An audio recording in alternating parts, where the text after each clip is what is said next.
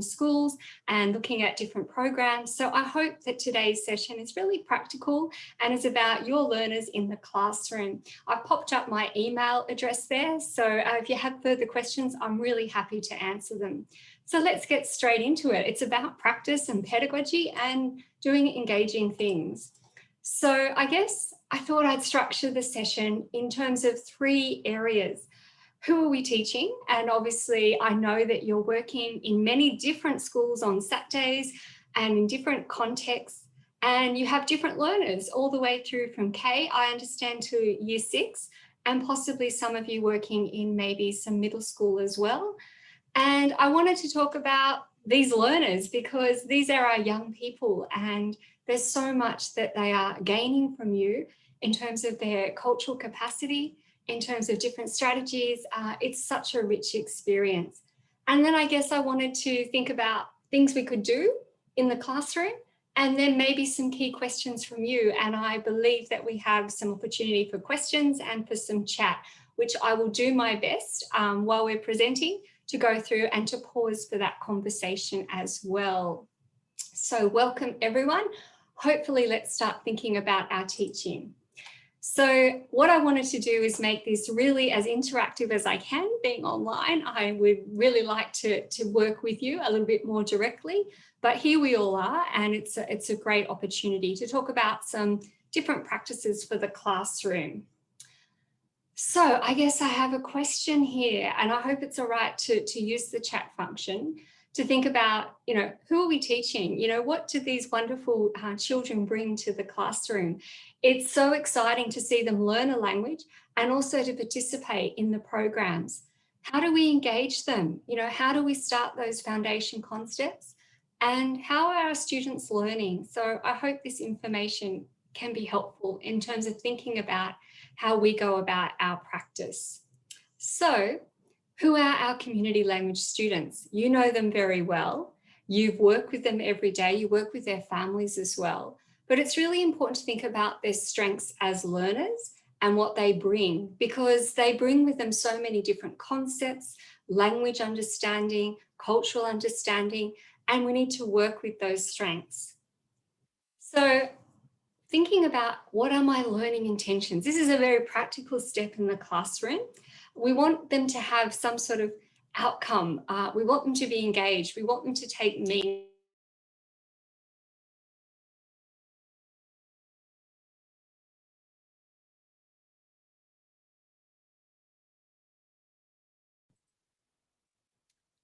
Okay, I think I'm back on. I hope that we can pause for a minute to think about who are our students and what are our learning intentions for those students. So I'll have a look at the chat.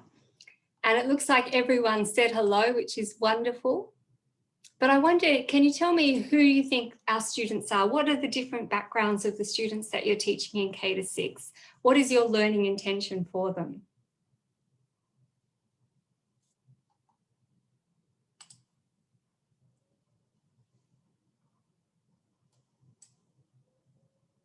I see a lot of people are saying hello, which is fantastic. So maybe I'll come back to that, but I'll share my screen again and off we go. So in terms of our learning intentions, what I like to do in the classroom is the first thing is to put that up really clearly. And I like to use student voice. So I like to put it in, as a student, I want to do this, or I will learn this, or this will be the outcome of the lesson. And it can be a really simple outcome. For example, to say a greeting, to learn to actually have a meaningful conversation. It can be as simple as you like, but it's really important that children have an understanding of what is the learning intention. And that's the first thing that actually goes up in my classroom. And you'll find that I'll show you a little bit about the importance of that. Because when our young learners come in and they know exactly what the lesson's going to cover, they know that they have to participate, it sets up an expectation that's really positive. And it's also important to think about, well, what will be the success? What will it look like when students actually achieve that intention? So I really encourage you to have a learning intention and sometimes what we call our success criteria, or a couple of tick options for when students are doing really well in covering what you intended to set out. So learning intentions are really powerful for lessons. So one of the ways that I want you to start thinking about your classroom is to use some cultures of thinking routines. So one of them I like to use is a CSI. It sounds like an interesting acronym, but a CSI is thinking about what you want the learning to look like. So it could be a symbol, it could be an image, and it could be a color. So it's a cultures of thinking routine that you can use with young students all the way through from kindergarten to year 6, where they start to think about how they want to communicate. What would it look like? So they symbolize that. You can use these little icons, as I have shown you here, to actually think about what would the learning visually, an image represent, and then also thinking about a color. So you could ask them about a simple image or color. It's a really good thinking routine. It's a really basic strategy to get students to think about concepts in a variety of languages and for different scenarios as well. So color, symbol, image is one of the ones that I hope that you'll remember in terms of what's a practical approach to improving the teaching, learning intentions, and perhaps a CSI. You might even like to think about a CSI for your classroom. What would it symbolize? What would an image that I instantly think of? And even what is a color I'd associate with my teaching? And you can take yourself through those steps as a way to learn these teaching strategies. So I also think in terms of a practical strategy, something that we may not get time to do in the busyness of teaching on a regular basis on a Saturday, but sometimes it's really good to think about the learner. The learner's at the center. Often we think we've got to get through all of these different aspects. We've got to teach all this language, these concepts, these sounds. We've got to go through all of this. But actually, sometimes where the learner starts from is really powerful. We want them to feel capable. We want them to feel confident.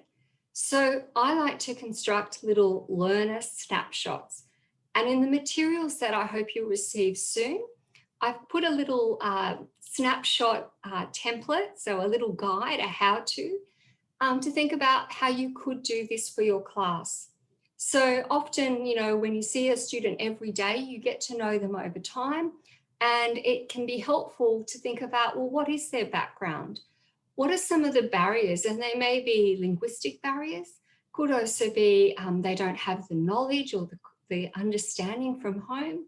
What skills do they bring, whether that's in their first language or the language that they're learning, whether it's in terms of writing skills, listening or speaking?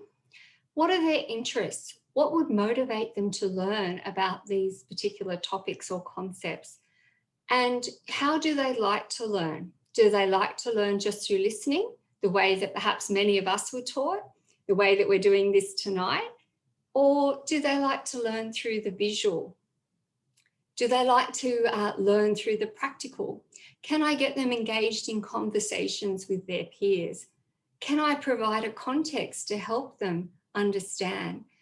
And where do they want to go with this language class? Because you need that motivation from the student, as well as the support, obviously, from the parents and the community.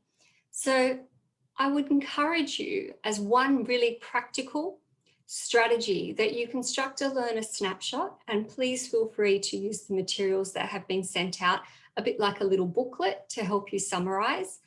To think about constructing one of these, the way that I do it is I do a couple per lesson, or perhaps just before or after the lesson, or I take time to chat to the individual student and make sure I gather this data.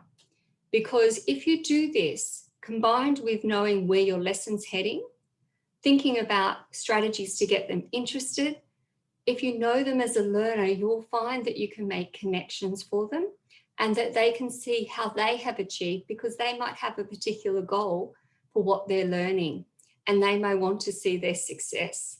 So this is some things that I find really helpful as a teacher to really know my kids really well.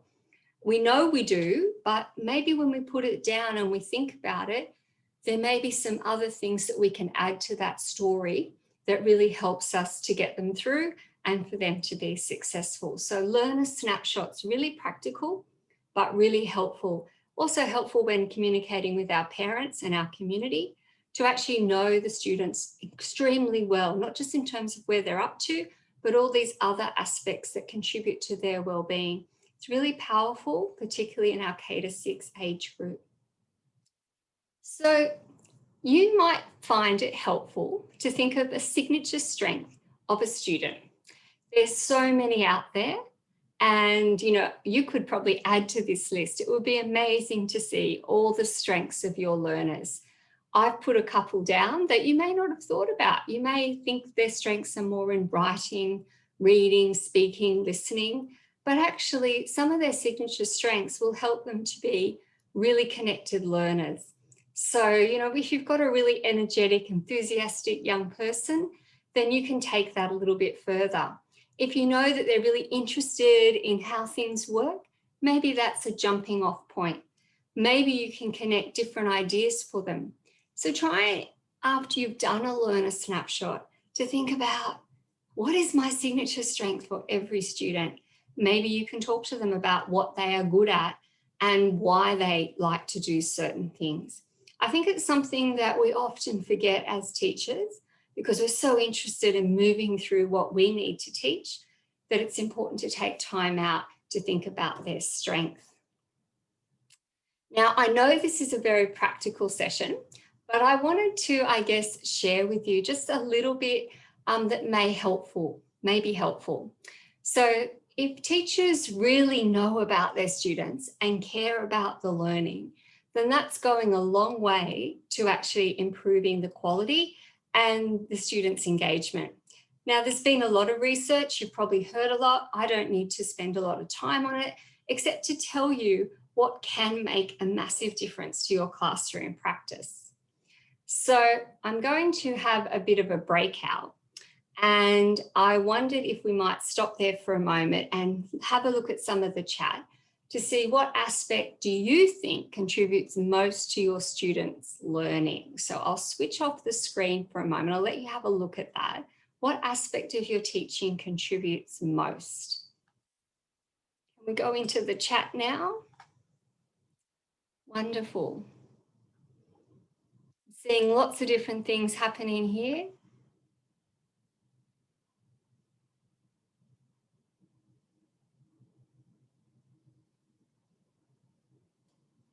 So I see that many of you teach in very different contexts.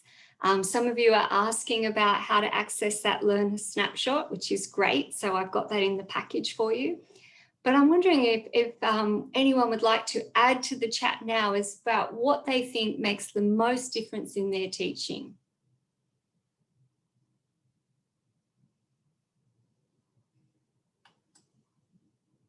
Wonderful. You people are amazing. I have wonderful comments around connection, communication. Someone suggested very practically infographics, so the visual.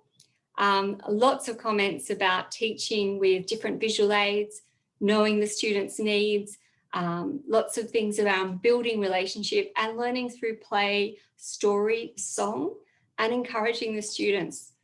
And I want to tell you that all of those things that you've mentioned are incredibly important. So let's have a look at how that works. And hopefully you can see the screen again. Let's have a think. So you all said relationship and different ways that students learn. And all the different aspects and approaches says that all of those things are really important. We're important too, the teacher. And, working in a community language school, there's also school leaders that you're working with. And obviously peers and the family make a big difference. But when we stop and think about it, it's those two large areas. It's the student, so that's why those learner snapshots are so important. And it's us, and it's the relationship between those two. These have an important role to play, and there's all of these connections to home and to community languages and to what we provide. But this is fundamental. So we know that we want to get to know the students. I'm going to show you a couple of more strategies to do that. But I also want us to think about what we do and what we bring to that relationship and to that experience. And I know you've got some fantastic ideas already. I can see that in the chat. So here's the things around teaching. Now, you're such a large group tonight. It's fabulous to see over 200 people. That's so exciting join this session. So I know that it's far too many to get everyone's individual response. So I'll just take you through. Here are some things that we know make a difference to practical teaching. Here are some things that really make a difference when we talk about getting students to really engage. The first one I've already talked to you about. It's about having a very clear learning intention about what the students need to do, broken down into their words. I will do this, or I will be able to, or I will demonstrate, or I will show, or I will speak. Lots of I in those learning intentions. So being really clear in what you want the students to do, in visuals, in speaking, in listening, that makes a huge difference. Sometimes we don't take the time to break it down, but instructional clarity is one of the highest impacts on our practice. How we teach, whether we encourage and we want them to do well, how we know our language and how to break it down, because often as experts in a language, we need to break it down into very small pieces of information and chunks for our students, and clearly that student-teacher relationship. I'll just show you what difference all of these things make in terms of our teaching practice. And you can see here that the effect size is really high with those learning intentions. All of those other things around student-teacher relationships are equally high. And so sometimes, our language and what we know allows us to teach really well, but it's some of those other aspects that make them more of a difference to the students and their understanding. Being clear, building relationship, and encouraging them and giving our best in terms of a quality teaching experience.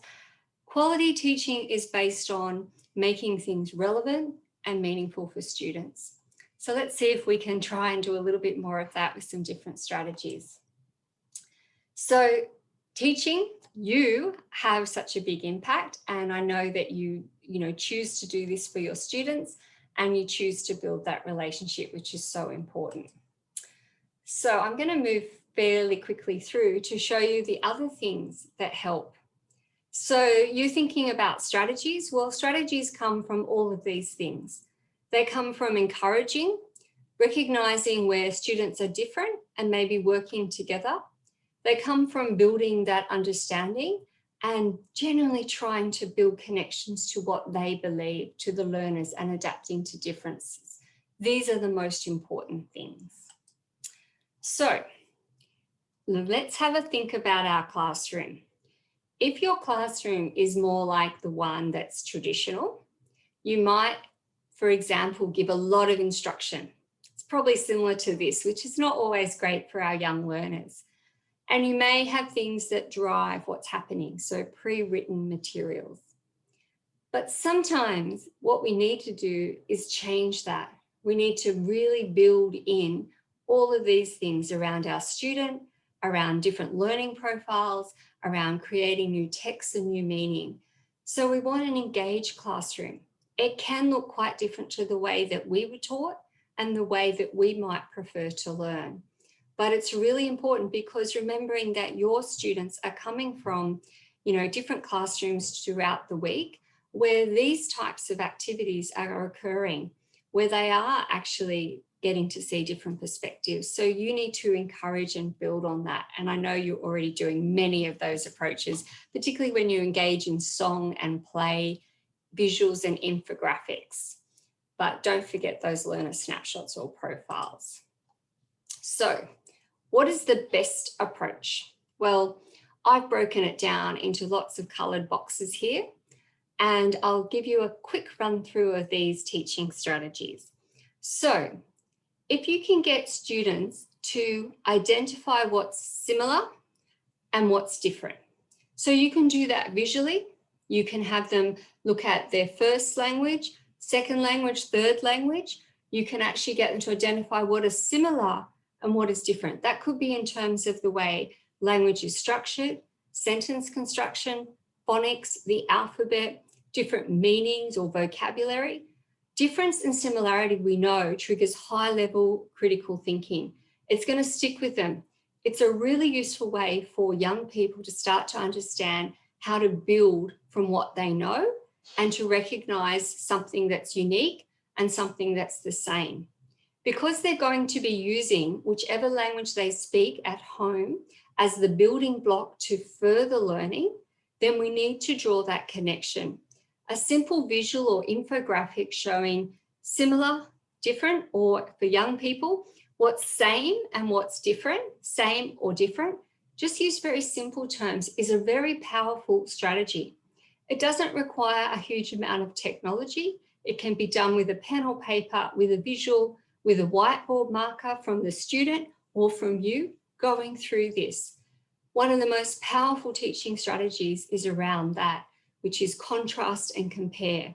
I'll show you in a minute a little bit of what we call the taxonomy of how we learn, how we think, how we process information. That's right up there. So simple strategy, really easy to apply to any of your language areas. I saw so many.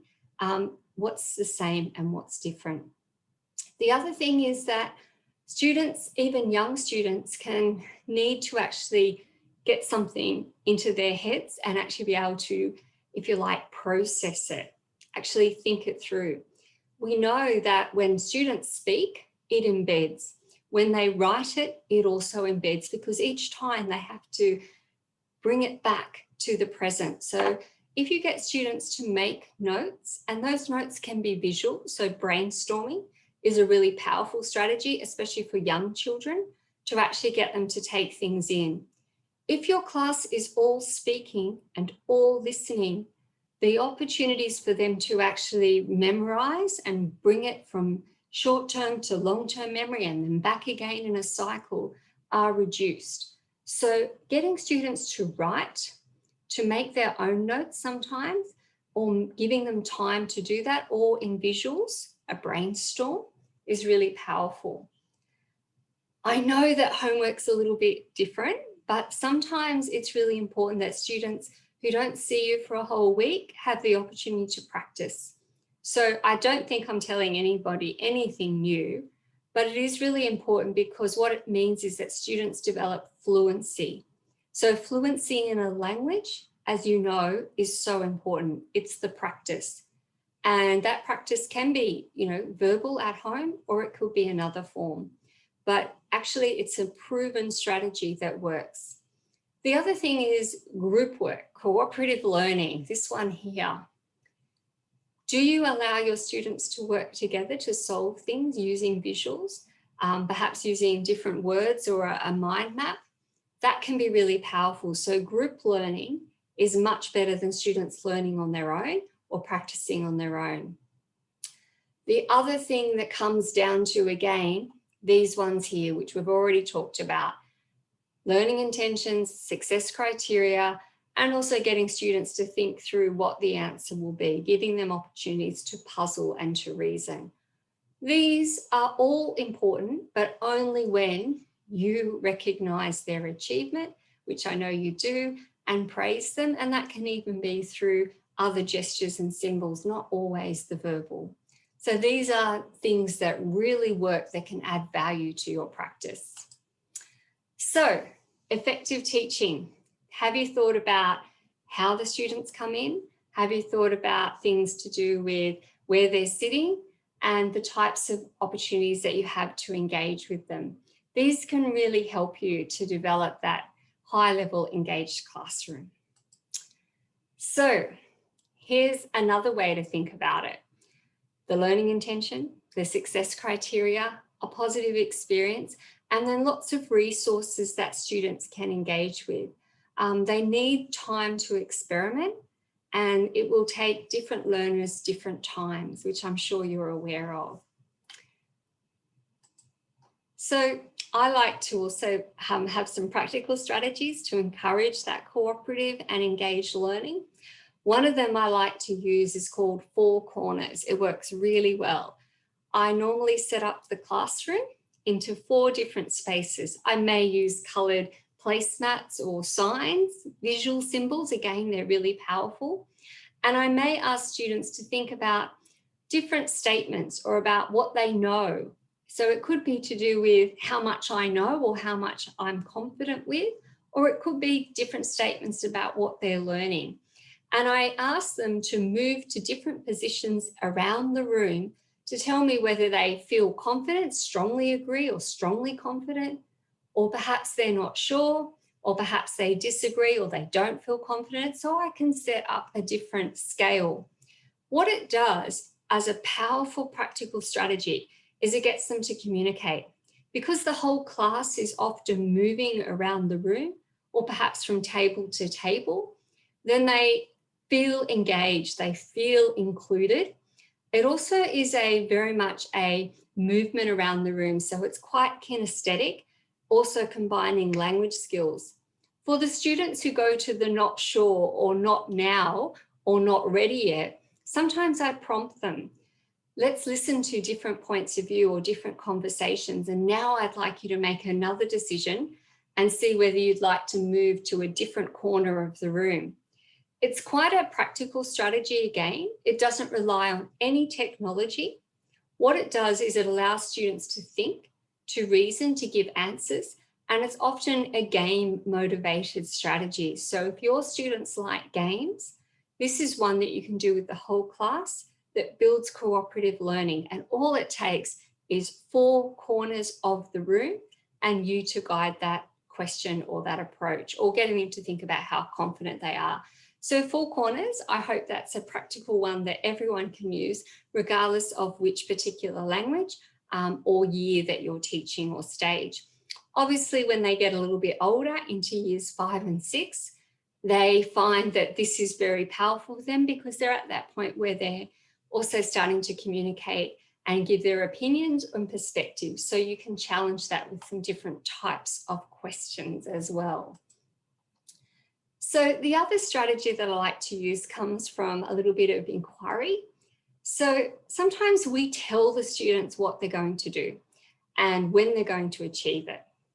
But sometimes it's good when you're giving your learning intention is to also get students to write down everything they know.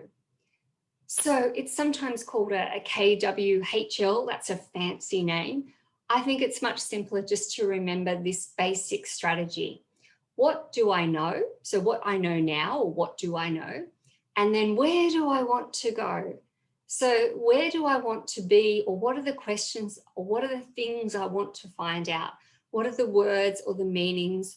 What is it that I want to learn or go to? Students can do this at the beginning, particularly from, say, year 2 onward. You can get them to really think about where their learning starts and where they want to go. What I like to do at the end of a topic is to come back and show the students this initial starting point, and then what have I learnt or what do I know now?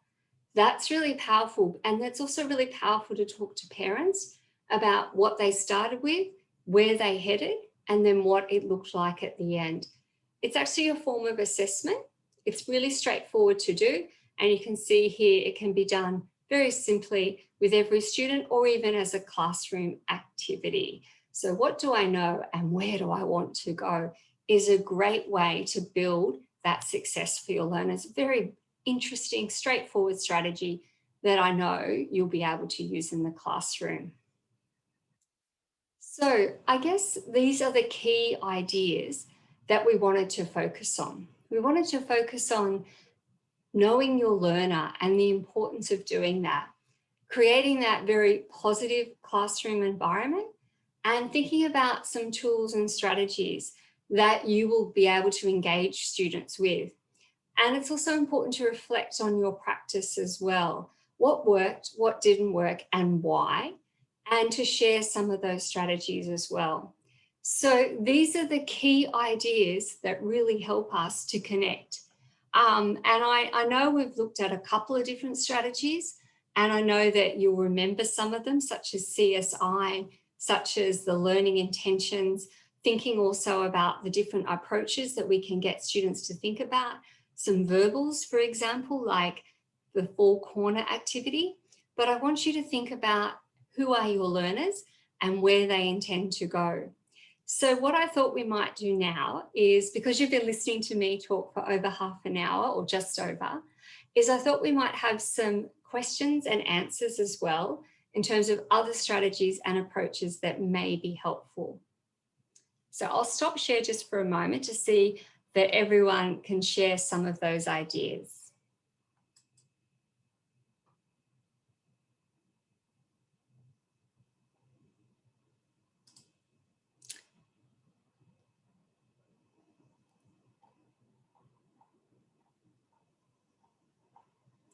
So I see that we've talked about a couple of other practical strategies, and one of them is around using technology.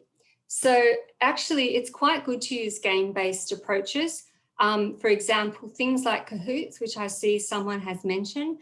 Kahoots is a really popular way to get students to engage. We often use Kahoots at the beginning and also at the end to consolidate. So Kahoots is a free source software that you can set up different questions and you can have students poll and respond. I wish perhaps I'd set up a Kahoot. We would have had some fun to see how that works. Other things that work really well in the languages classroom, just to give you a bit of an idea, is around picture books and stories. They're so visual and they provide a narrative frame of reference. I use many of them. And so I do encourage you to think about that type of approach, the narrative and the storytelling, which I know many of you have as well. I sometimes also use what I call a multiply and merge strategy as well. So that's when you might get students to write down their ideas on one strip of paper, and then they have to join up with another person with their ideas and then work out which is the best of the two, which makes most sense or meaning. So their two pieces of paper actually have to merge into one. Then they have to take those two people to another group and actually then try and work out from the two groups what are the best ideas. So again, they merge and merge ideas. That's a really powerful strategy. And what it does is also build a lot of consensus. So students have to negotiate what is the best solution and the most powerful idea. So that's called multiply and merge. It's a great strategy for young people to start to build those connections and those conflicts that sometimes have different perspectives, to have to try and work on some agreement as well. So there's some other strategies. I see in the chat that we also have the KWHL, which I did talk about earlier. And the KWHL stands for what do I know? What do I want to learn? How am I going to find out? And then at the very end, after they've done all the learning, what have I learned? So KWHL, sometimes even just what do I know, what do I want to learn, and what have I learned? KWL, similar to what do I know and where I want to go. It's a variation of those particular strategies. Another one that I'd like to mention is called modify, add, and size. So you can get them in their stories and their picture books to modify, so to change one part, to add something new to the story, maybe their own perspective, using the language skills, and then what we call size or scale, then retell the story from that point of view. So that's a really powerful strategy. I think I might need to add a few more to the actual chat, because the last one I wanted to talk to you about was pluses, minuses, and interesting facts. So that's when you get students to think about what they know, think about what are the advantages, what are the benefits, what's a plus, what's a minus, and then what's something really interesting about whatever content they're covering that stays with them. All of these strategies come from the cultures of thinking, and they're about getting kids to understand information in ways that don't all require a lot of technology, but require them to think and communicate their perspective. So certainly those types of strategies, pluses, minuses, a PMI is a really great one. Another one would be predict, observe, explain. So predict what's going to happen, watch what happens, and then explain it to a friend or a peer. So predict, observe, explain, PO for short, can be a very powerful strategy. You can see I'm using just ways to structure their thinking to help them to understand and to communicate as well. So let's have a look at the chat.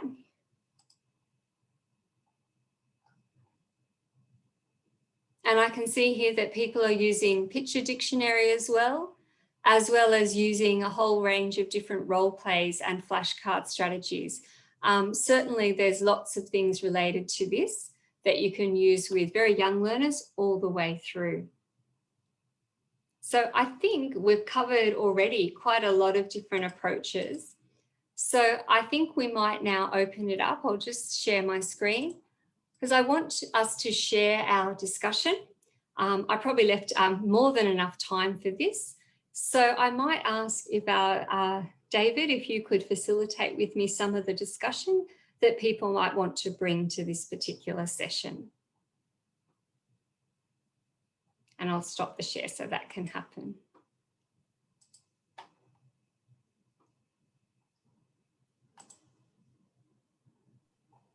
So I have here from Salma.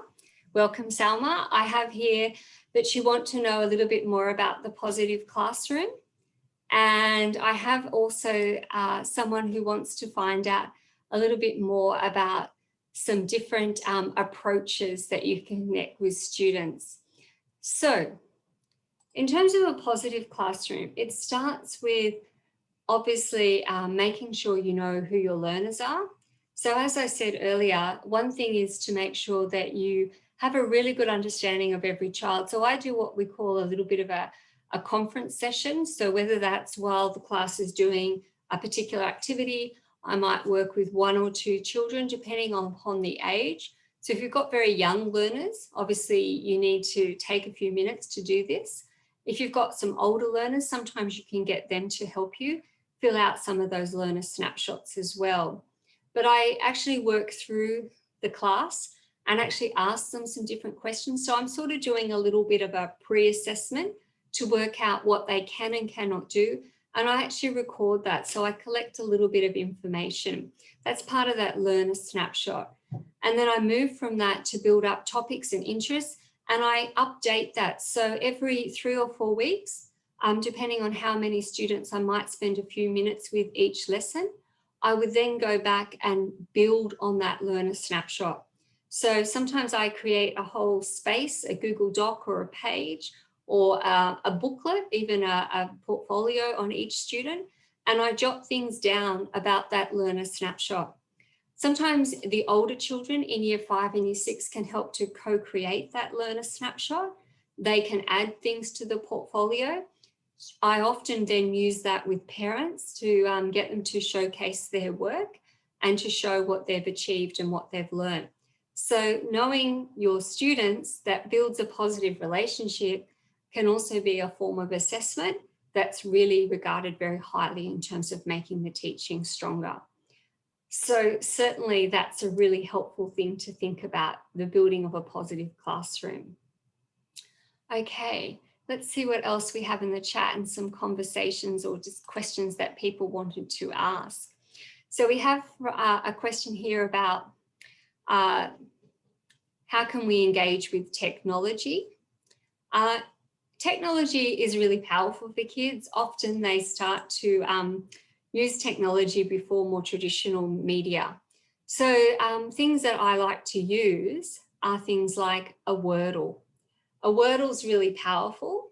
So a Wordle might be taking all of the words or the key ideas, or when they've read a story, as a group, you brainstorm that together and you put it into a Wordle.net. It creates a word cloud of all their language and understanding. It creates a visual summary. So Wordle is a free source that creates a visual graphic of what students can understand. I might be able to show you one of those in a moment. I'll go back to the chat and see if I can set that up for you. So how do I get older students to be more engaged when there are different levels of learning in the classroom? Great question. So what you need to do is think about differentiation. What does that mean? So you might, for example, have Students who are more capable or more native speakers, for example, maybe work with a peer group who might have similar strengths. So that's differentiation by grouping. You can also set more challenging tasks for those students who are more capable, and perhaps more scaffolded or supportive tasks for those who are learning and still developing mastery. So changing the task by asking for a longer response or more detailed response, more resources to be used, more complex language forms. Those things change the task and the level of engagement because there's more stretch. So the other thing that you can do is give students some degree of choice. So that means asking the students to present whatever you've asked them to do in a way that suits them. So that could be asking them to present a resource using a Prezi or a PowerPoint or a digital story to create their own picture book, using certain language features. So if students choose the task, the way they present or communicate back, they're often more engaged, and you can allow them to be quite creative or use technology depending upon resource you have. So if you want to engage older children, particularly those who are further advanced, changing their group, changing the task by giving them choice or giving them more stretch in the task are 3 known ways that actually improve performance and their engagement. Because if the work's too low level, then they won't engage. I know this, I've done this before. They won't be as motivated. If they feel like they have no choice over how they communicate, then they feel like, well, I don't need to do any more. The teacher's done it for me. Or sometimes if they have no choice of working with people that are a bit further ahead or at similar level, then they're not going to be encouraged to continue to push. So we know that. It's a bit like watching a very young child reach for something that's just so far out of reach, you know, on a higher table or a chair, something they really want to play with, like a piece of technology or a phone. They stretch and they challenge themselves to go that little bit further. They take risks in learning. And we know that because that's where they're moving to that next point. So stretching children just a little bit further, getting them to work with peer groups can actually help them. So grouping students, not all the time in those groups, because you do want novice learners to work with more expert language learners, but sometimes you do need to provide those opportunities for older children to maintain their engagement and their stretch as well. That's a great question. Thank you so much. So you like all my acronyms? Oh, I'm so good. There's no Kahoots quiz on that.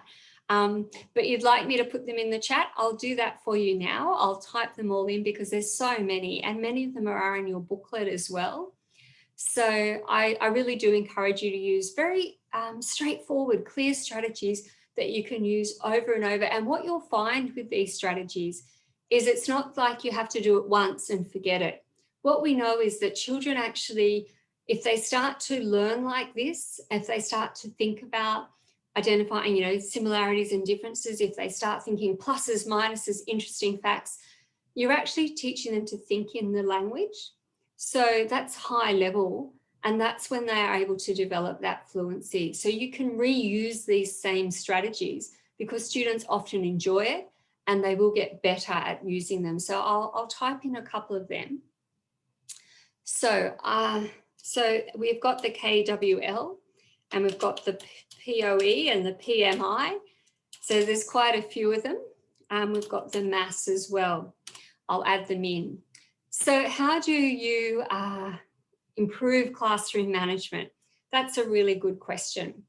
So what we know is that having that success criteria, you know, that learning intention, that LI, right at the beginning of your lesson, says a couple of things. It says to the students, you have a clear focus. It gives them ownership of the lesson because they have to do it. It's their learning. They have to be able to do it by the end of the lesson. So they can see high expectation. Then obviously you want to get them working in groups and have fairly structured activities. Often what you do in a lesson is something very simple at the beginning to make sure they have confidence, maybe a recap of what you've done, particularly if it's been a week between classes. Sometimes a short quiz, which could be a Kahoots quiz, or just a very basic one can help. Not too long that students feel like, oh, I'm being tested, but just long enough to get their engagement and moving the lesson through more quickly. And then into new learning. And then some of these strategies that we've talked about help students to think. And then obviously at the end, you might want to finish with an exit card strategy. So sometimes kids, they just want to finish and get out. An exit card strategy is a very simple device. You can do it by creating your own little slips or by using just post-it notes. What I ask my students to do at the end of each lesson is to write down one thing that they, enjoyed, one thing that they learned more about, one thing they found challenging. And before every child leaves that lesson, I collect their exit card. It's like a ticket to leave. Not only does it make them wait, it shows them what they have learned. So there's a certain pride in, I mastered this. It also tells you what they really didn't understand. And so that's a really important thing for you to start the next lesson with. I noticed that these things people weren't clear on. Let's go over them, or let's do them a different way. It tells them that you're monitoring where they are up to. So in terms of expectations, you're maintaining very good management of your classroom because you know them well. Other strategies are around changing up the instructions. So not a whole lot of talk and then writing, maybe smaller chunks of writing, visuals, talk, thinking about the variety of strategies. The other thing is, is it interesting? That can really help you. And there are other things you can do, like you can verbally praise them. You can use little timers to tell them how long an activity is going to go for. You can use games to motivate and have them in groups. You don't have to provide a prize, but it's more just the fact that a certain group have, mastered this. Sometimes giving students, the opportunity to name their group or their home table is really helpful. The 4 corners strategy, even though it sounds like there's a lot of movement in the room, because it's structured and you wouldn't do it for the whole lesson, you do it for a small part, maybe at the beginning or the end, that can be really powerful as well. Another classroom management strategy that I really like sometimes is called the silent conversation. So I give students either a technology device, like a Padlet, or I give them a big piece of butcher's paper. And I might ask them to have a conversation with one or more in their group, and they have to be silent and they only have to write. The pen is the voice. Silent conversations bring the classroom energy down to a real focus. It can be a great settling strategy. It can also mean that every child on that table has voice, because every child has to have a turn at picking up the whiteboard marker or putting something into the online, brainstorm, such as a Padlet. What that means is you've built inclusion. You've actually made them focus on something. And then after the silent conversations, for a short amount of time, you can come back and go around the room and see what every group has generated or participated in. Again, can be high tech or low tech, but really powerful for classroom management and engagement and inclusion. So that can be a really important thing. Another strategy could be what we call, removing some of the words from a text. So often what we ask kids to do is make notes from something that's written. It can be fairly dense. They are struggling to decode and understand. So sometimes what you can do is ask them to circle all the words they do know, the vocab or the meaning, and then literally get a pen and scrub out or omit all the words that they don't know. What they end up with is actually a list, a visual list of the important things or the things that are known. That stays with them. It's not overloading them. And that's really powerful.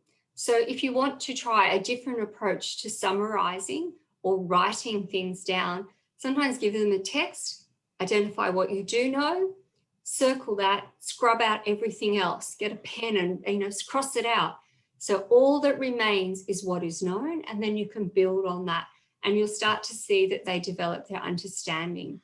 Why that's a good classroom management and a good learning strategy is because we're taking out all the distraction. We're actually only focusing on what's important. And often that's what we don't do well as teachers. We focus on everything, not reducing what we call the load on students to actually make them focus on what is known and then moving them a little bit further. So that can be a really basic strategy, but very powerful. And obviously you have your routines in terms of classroom management as well, settling the instructions you give, greeting the class, you know, maybe starting the lesson in a familiar way with students can really help. It doesn't always have to be different. They're having structure and routine. High instructional clarity is high effective teaching.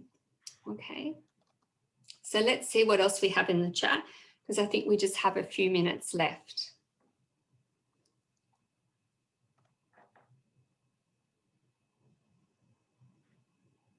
Okay.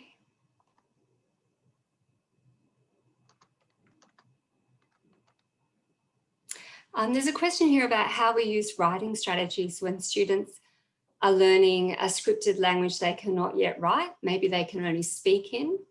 I guess that's around giving them lots of modelled pieces of writing, so where it is actually written for them, and then asking them, giving them perhaps for a language that they do know that they're speaking, and then getting them to do very short snippets of the writing and breaking it down in terms of the sounds or the words or the way the grammar flows. So visuals can also help. So they need to understand the meaning before that they can write it. So if they don't have the script and the alphabet, if they don't have the grammar and the way words are arranged, then getting them to visually represent what that sentence means, what is happening, what is the scene or what's happening in the story. If they can visually draw it, speak it, and then you work on building the language and the writing elements through modelled scripts. So there is a lot of, before writing comes context and understanding, and then obviously moving into the more formal and guided writing. I think we've covered most of the questions. Last chance for someone perhaps to write a last question in there for me. I see some beautiful notes from people. You are an amazing group of teachers. Okay, I think that's all I have in the chat. So I might ask Alex from the Teachers Federation to perhaps some further questions. Well, Kay, look, I think the thing is that a lot of our teachers do. I mean, they've expressed the fact that the difficulties that we all have in our classes. Obviously, we've all got different approaches in different classes, and but there seems to be the general consensus is that it's quite difficult to teach mixed levels on a weekend or after hours. That seems to be a really difficult thing for our out of school hours community language schools. And the thing is, I mean, in 2 minutes, we're not going to come up with an answer. There's a lot to be said. So what I'm going to propose is things that we've pretty much finished. We've only got 3 minutes. If anyone does have any other questions, I was going to say how important is differentiation. It's vital, obviously, Kay. Where could you, if someone was to go online, maybe would you be able to suggest any readings or even a website, even like TeacherTube or anything like that, where you could suggest our teachers go to get some ideas when it comes to classroom management, differentiation, anything like that? Because I know that there's a lot of material out there. Do you have any ideas for our teachers, do you think, in the next couple of minutes? Thank you so much. Differentiation is critical. I highly recommend the work, and there's lots of articles on it. Carol Ann Tomlinson, and I'm happy to put that in the chat. Her work is really clear. It's not a whole lot of theory. It's just, you know, differentiation happens in 3 ways. It happens by getting the kids to learn together. It happens by choice of tasks, and it happens by giving them choice of product. 3 really quick strategies that work for differentiation that I think I've got a lovely slide I'd be happy to share. That's just a 1-page, that you could have a look at. That's a visual that I think would be really helpful. Great, that's great. Thank you, Kay. I'd just like to say we're going to end up on that. Kay, thank you so much. It was great to hear these ideas and these strategies. And you've obviously got a lot of experience, a lot of knowledge, and I'm sure I speak on behalf of everyone that we really do appreciate the fact that you've shared that with us, and to have put it in quite, let's say, understandable terms, like simple terms. I mean, it's quite difficult to put a lot of your knowledge in everyday kind of language, and we do appreciate that, if you know what I mean. I'd like to end it there for everybody, however. So Kay, thank you very much. You're welcome to go. I just want to have a quick word with our people. So everybody, if we just like to say thank you to Kay once more, and we'll hopefully we'll see you again in our travels. Wonderful. Thank you so much. Thank you. Thank you. Thanks, Kay. Bye. Bye. Everybody else, if you'd like to stay on, I've got some just some information for you. 2 minutes.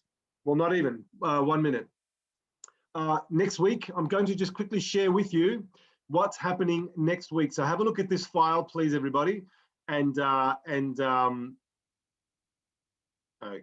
just bear with me. I'm just going to share a file with you. This is what we're going to be doing next week, from next week onwards. So if you'd like to have a quick look, I'll share this document with you. So all of the questions that we've been asking about behavior management, any strategies, technology, I spoke with the University of Western Sydney, and they've been amazing. I mean, don't forget these people who we will be bringing to you are experts and their educationalists. So they will be bringing their teaching experience and their research knowledge to the webinars. So have a look at what I've just sent you. They're the next topics every Monday for the next few weeks. Now, there's going to be a break during Easter, so please just be aware of that. Have a look at the dates. Any questions, feel free to email me. I will be posting material on the Google Classroom, and just be a little bit patient. It does take a little bit of time, a couple of hours. So I'll be doing that shortly, if not tomorrow. So you've got your readings, your handouts, and the slides we will be presenting to you quite soon. Apart from that, have a great night, and we shall hopefully see you next week. Thank you very much. Bye-bye.